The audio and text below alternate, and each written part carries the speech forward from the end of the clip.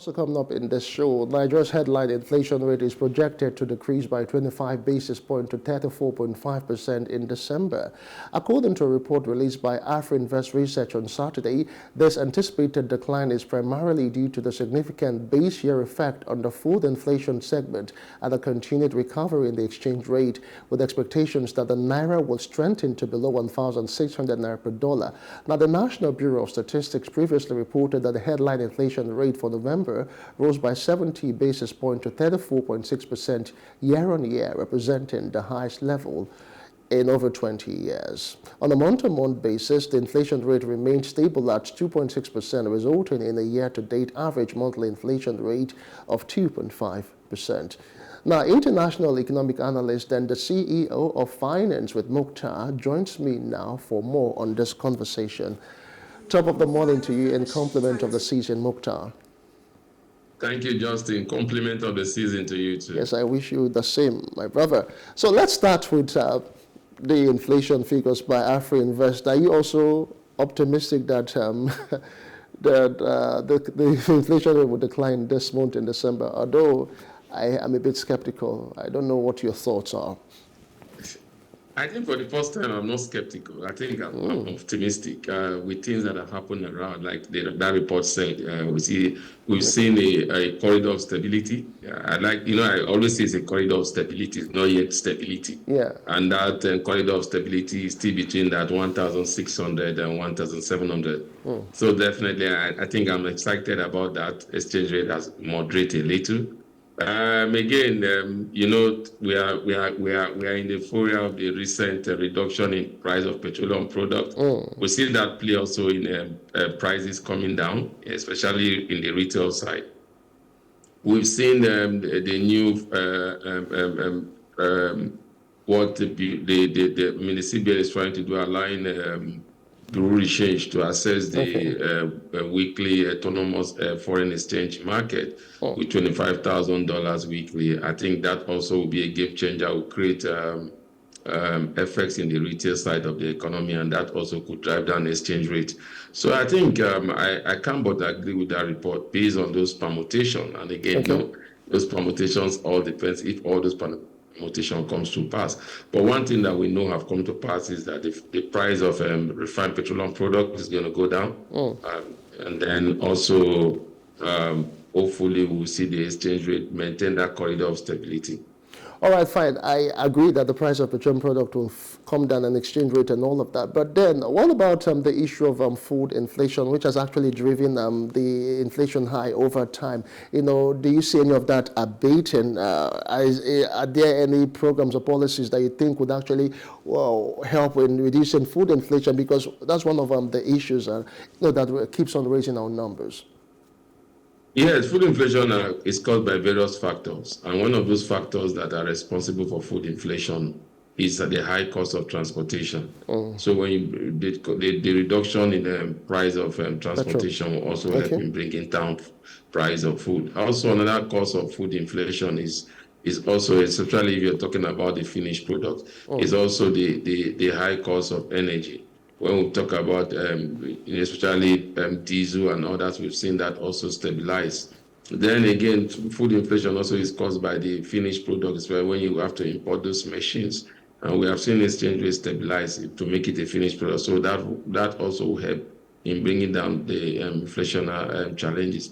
The other one that I think will be difficult is the area of insecurity. If insecurity has been dealt with seriously, but I don't think it has been dealt with. And again, this festivity period, so we might not see that drastic reduction as they think, because again, demand is very high, supply is very low. So definitely, but when you look at two factors, we have a 50% chances of seeing them. Like they said, it's going to be a slight decline. But in going forward, we might see those declines begin to play in. All right, let's leave inflation for one moment and talk about other issues in the economy. There's been there are some talks right now concerning the 2025 budget, which was read by the president sometime last week. But specifically, let me get your thought concerning debt servicing and salaries that's going to go up about 24.8 trillion naira in the budget. What are your thoughts, really, and some other specifics if you have to mention? Okay, Justin, I'm not surprised about that. This government came in and pride themselves that they will not be borrowing again because they've improved revenue and all that. But again, they play politics with virtually everything, and then at the end of the day, we see it right clearly that they don't have an answer to it. They still have to borrow. And now, even the current budget, like I said, I'll say some details about it, but let me be clear about this first. I think I'm not too surprised.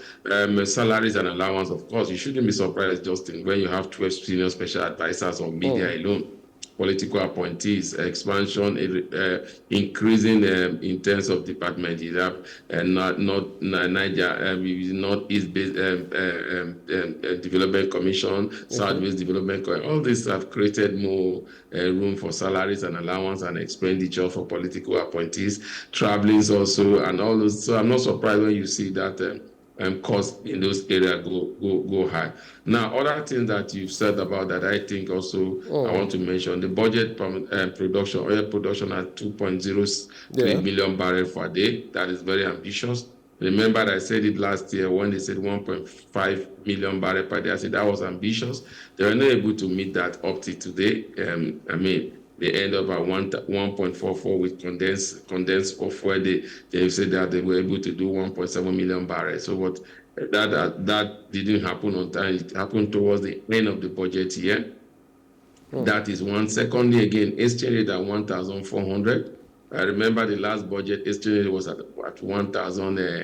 Exchange rate was at 800 naira. Okay. They did not achieve that, and will they be able to achieve it at 1,400? I think so, because of some of the strategy that the CBN have put in place, like we said, like I said before now, that retail angle that we will watch with liquidity. Since the Bureau change will be allowed to access the FX market, the weekly FX auction market. So definitely that would help in bringing down that rate. And then the other big thing there is the miracle. I call it the economic miracle of the century, of the century miracle of the decade. When this present administration came into power, inflation was 22.4%. They have taken inflation to 34% today. And they said within a year, it took them 18 months, they have taken inflation to 34%. And they are telling us that within a year, they are going to bring their inflation to 15%. Justin, I can't wait to see that miracle happen, to see inflation come down by 15% in a year. That, for me, is the economic miracle that I'm waiting to see. All right. Also, something that is concerning is over time we've been talking about reducing the cost of governance. But then, if you look at what is being budgeted for the National Assembly, it is, in my opinion, still on the high side, about 344.85 billion. And of course, there's also further about 9.4 billion on travel, refreshment, meals, and all of that for the presidency.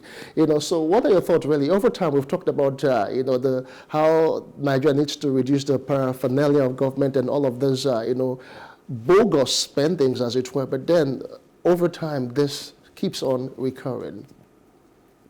They will not reduce it, Justin. It's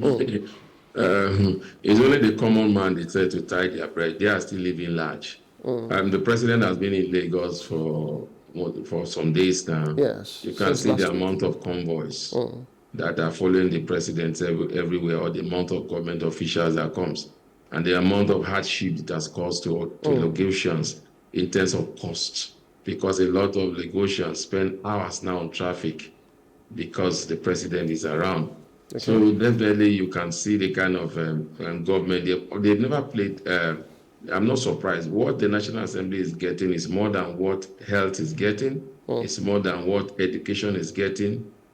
Put together what the National Assembly, and you are talking about 200 million Nigerians, 200 million Nigerians in health, 200 million Nigerians in education.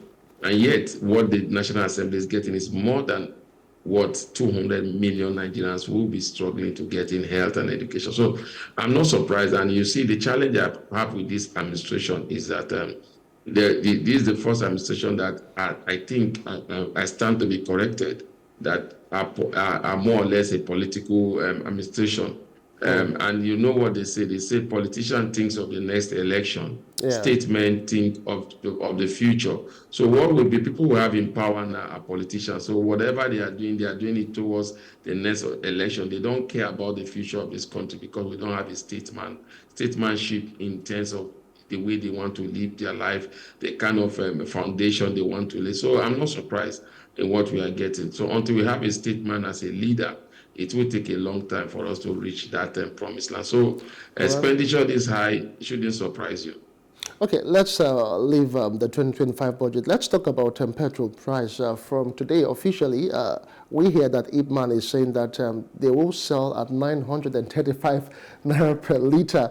What are your thoughts, really? And do we see more reduction, or hopefully, over time?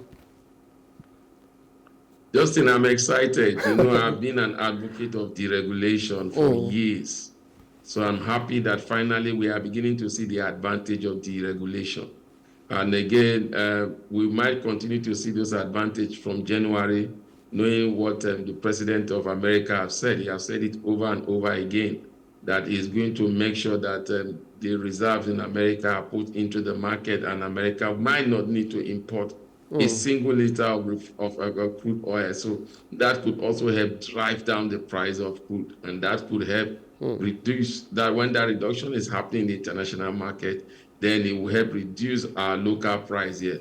Or the disadvantage is that when that is happening, then our foreign reserve will suffer because we'll not be able to export. We'll make so much money from crude, which is our major source of earning. But at least bringing SOCOM to the average Nigerian and seeing price of goods and services come down will be exciting. Now, you know, we're talking about the competition. Remember now, we have three sets of competitors in the market now. We have those independent marketers that are still importing refined petroleum product. They say it's cheaper than getting it from Dangote Refinery. We have Dangote Refinery there, and we also have the NNPC through the Port Harcourt refineries also there. So you are seeing three factors and market forces that are beginning to enjoy those things. So I expect that we'll continue to see those things play out in the new year, especially with the coming in stream of more. We expect more refineries to come in stream. So I'm not surprised. I'm just excited that finally what we've always emphasized for, advocate for, that we must deregulate the petroleum sector for competition. We are beginning to see it. And so government will not tell us they are paying subsidy of any kind any longer. So for me, it's a game changer. All right, as we wrap up this conversation, let's talk about the statement that was released yesterday by the Ministry of Solid Mineral Development, Minister rather, Dele Alake, talking about lifting the 5-year ban on mining in Zamfara State. So what improvement do we see in the solid mineral sector with this recent development? Justin, you have to ask yourself, was there really a ban on mining activities in Zamfara State? I was hearing it for the first time from you because I know what has thriving Zamfara State up to this moment, and the weather is illegal mining, and it's still there. So I don't know where they got there that finally they've lifted the ban. They said 5 years, that's what they're telling us.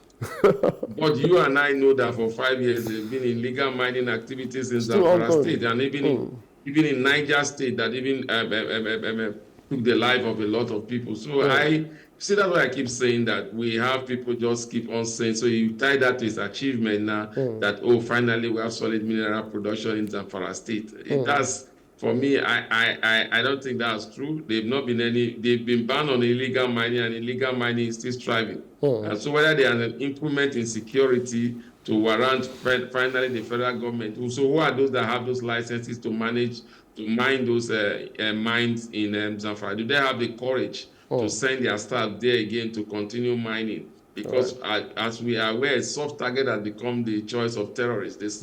They target soft target, and people that will be involved in mining will be one of those their main target. And how much of security will we be providing for those people, so that they will be free to go to work and to do those mining without being attacked by terrorists or bandits? So I look forward to 2025, where I will see what the contribution of the mining sector will be as a result of the lifting of that, the so-called lifting in the area of mining activities. For me, I just think there was never a time that there was a full ban on mining activities in Zamfara State. Zamfara State have thrived based on illegal mining, and illegal mining is still thriving in Zamfara State. All right, we'll rest the hours on that. So we'll say a very big thank you to you, Mukhtar, for joining us today, and of course, indeed, all through the year. We do appreciate your time on the show. Thank you, Justin. I also appreciate your station for the good work you are doing. Thank you, sir. And I have a very fun feel 2024 as we move to the year of economic miracle 2025. All right, many thanks, Mukhtar Mohammed, for joining us on the show. That's the size of the show for today. My name is Justin Akadonye. See you again next time.